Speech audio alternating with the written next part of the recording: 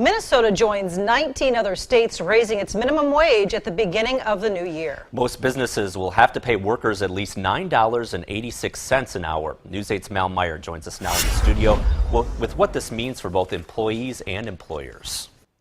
While Minnesota's minimum wage is going up, Wisconsin's minimum wage remains at the federal minimum wage of $7.25 an hour. But businesses say wages aren't the only thing that creates competition for workers in the Coulee region.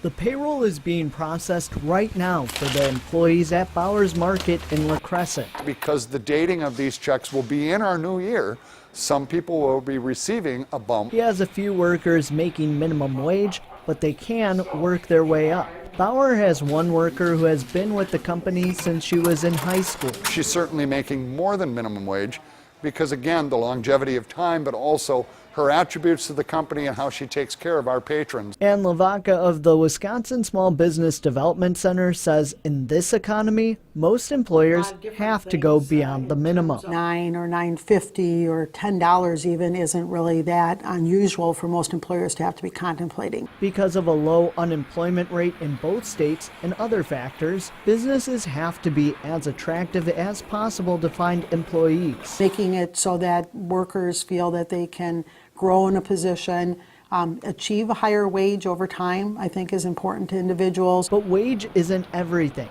People are also looking for good benefits, like loan repayment programs. Having employer-sponsor benefits that may surround those issues will become increasingly, I think, attractive. Bauer does offer some perks, like paid time off, which can accrue over time, along with pay raises.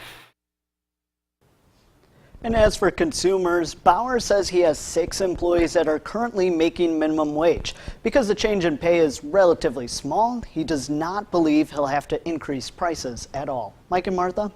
Thanks a lot, Mal. And the reason why Minnesota is getting an increase in its minimum wage is because of the rate of inflation. Under state law, the Department of Labor and Industry has to review each year by the end of August and then determine the amount and how it will affect wages.